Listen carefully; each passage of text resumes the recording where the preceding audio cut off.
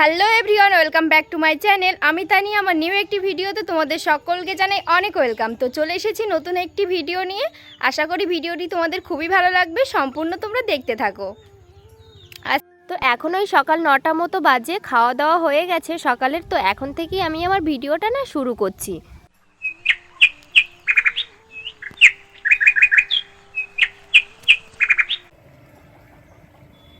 মাছ পড়ার দরকার হয় তাহলে মাছটা পড়বে কি করে? আমাদের পুকুরে মাছ নেই বলে দিবি। হ্যাঁ, তাহলে ফেলছি কিন্তু।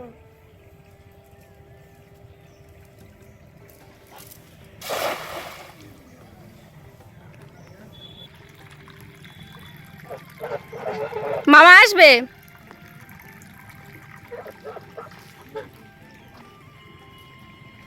অল টাইমে ঠিক হয়নি কেন আমাদের? আজকে আমার সাথে এরকমটা হবে কখনো ভাবতেই পারিনি। কি হয়েছে জানো, আজকে আমি এসেছি মাছ ধরছিল বাবা পুকুরের দিকে, ওই জন্য পুকুরের দিকে এসেছি। ভাবলাম যে চলো আজকে তোমাদের সঙ্গে শেয়ার করব যে আমাদের পুকুরে কীরকম মাছ আছে।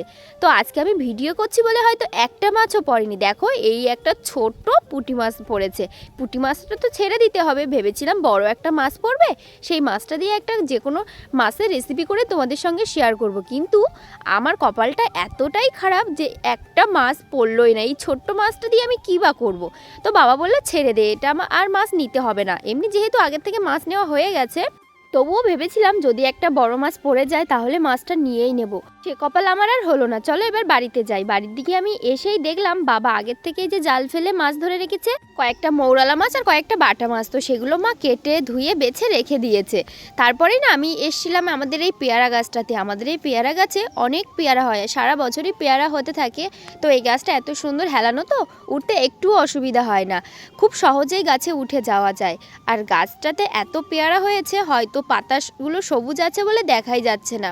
এই গাছ থেকে আগে আমি পেয়ারা পাড়তে পারতাম না, কেননা এই গাছটা তখন সোজা ছিল। এই যে আমফান ঝড় হয়েছিল না, আমফান ঝড়ে পেয়ারা গাছটা পড়ে গেছিল, সেইখান থেকে ওইভাবেই হয়ে আছে, ওটা আর ঠিক করা হয়নি। ওই জন্য এখন এরকম হেলানো আছে, কিন্তু পেয়ারা গাছে ওঠা যায় খুব ভালো। আর পেয়ারাগুলো খুব ভালো খেতে আমাদের এই গাছটাতে।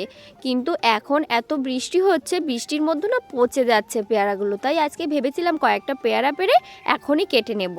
তো দেখো, আমি কয়েকটা মাত্র পেয়ারা পেরেছি। আর বাড়ির থেকে বারবারই আমাকে বারণ করছিল, নেমে আয় করে, উঠতেই দেয় না পেয়ারা গাছে। যদিও আজকে একটু জোর করে উঠেছিলাম।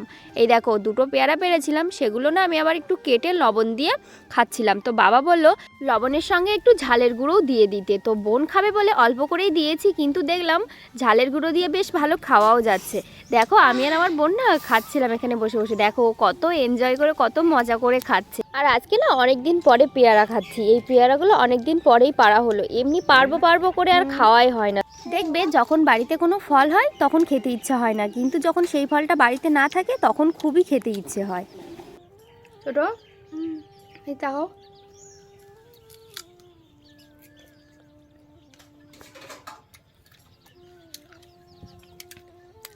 Happy birthday. Happy birthday. Happy birthday. Thank you. Happy birthday. You. কি? Thank you. Happy birthday. Thank you. Happy birthday. Thank you. Happy birthday to you ছোট। Thank you. Thank you. Happy birthday to you Toni. Thank you. তো কি হয়েছে বলো তো, আজকে যে ভিডিওটা তোমাদের সঙ্গে শেয়ার করছি, এই ভিডিওটা ওর জন্মদিনের পরের দিনকার ভিডিও। ও যেদিন আমার ছোটো বোনের জন্মদিন হয়েছে তার পরের দিনকার ভিডিও। এটা আর আপলোড করা হয়নি, তো ভাবলাম এখন গ্যালারিতে আছে তো পোস্ট করে দিই। ওই জন্য বারবার করে হ্যাপি বার্থডে বলছিলাম বলে ও থ্যাংক ইউ বলছিল। ওকে যদি সারা বছরই হ্যাপি বার্থডে বলা হয়, ও এরকম থ্যাংক ইউ বলতে থাকে। তারপরে দেখো, এই ডাল সাপটা আমাদের ঘরে আসছিল। আর যেই আমি ঘর থেকে বাইরে বেরিয়ে এসেছি, তখন দেখলাম সাপটা চলে যাচ্ছে। তবুও ভয় লাগছে, তবুও ওর পিছন গিয়েছি একটু ভিডিও করার জন্য। তারপরে স্নান ধান করে আমি একদম রেডি হয়ে চলে এসেছি ঠাকুর পুজো দেব তার আগে আমাদের যে তুলসী মঞ্চটা এটা না ধুয়ে দেব, কারণ বৃষ্টি হচ্ছে কয়েকদিন ধরে আর প্রতিদিনই ধুয়ে নিই, তবুও এখন বৃষ্টি হচ্ছে তো সবসময় ভালো করেই ধুতে হয়, কেমন একটা কাদা ছেতিয়ে ওঠে যদি ভালো করে ধোয়া না হয়। ওই জন্য ভালো করে ধুয়ে আমি জল দিয়ে দিয়েছি তুলসী তলায়, তারপরে প্রণাম করে ফুল দিয়ে পুজো করে আমি এখন যাব ঘরের ঠাকুরকে পুজো দিতে। এই কাজগুলো আমি প্রতিদিনই করে থাকি, ঠাকুরকে ঠিকঠাক টাইমে ভোগ দেওয়া পুজো দেওয়া এগুলো আমি প্রতিদিনই টাইম টু টাইম করে নিই, কেননা বাড়িতে অতটাও আমার কোনো কাজ নেই যে আমাকে সবসময় ওই সব কাজে ব্যস্ত থাকতে হবে। এই জন্য আমি এই দিকটাতে সবসময় চেষ্টা করি ঘরের কাজগুলো আমি করে রাখার, কেননা আমি যদি ঘরের কাজগুলো করে রাখি মার একটু হেল্প হয় এই জন্য মা একটু বাইরের দিকে রান্না বান্না এটা ওটা ওই দিকে করতে ব্যস্ত থাকে, আর আমি ঘরের যে কাজগুলো থাকে সেগুলোই করে নিই।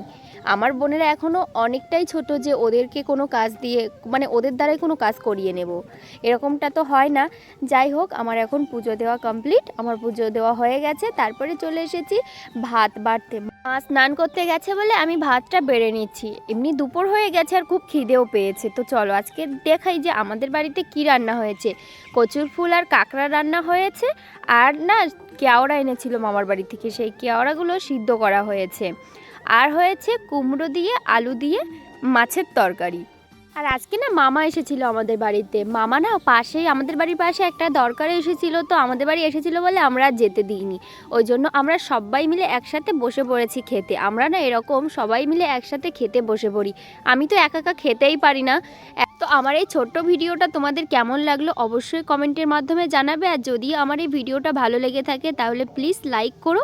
আর খাওয়া দাওয়া শেষ করে না আমি থালা বাসনগুলো ধুয়ে এনেছি, তারপরে এখন জল ঝরাতে রাখছি। তো আজকের ভিডিওটা এই পর্যন্তই, সবাই খুব ভালো থেকো, সুস্থ থেকো, দেখা হবে অন্য কোনো ভিডিওতে। এখনকার মতো টাটা, সবাই খুব ভালো থেকো এবং সুস্থ থেকো, বাই।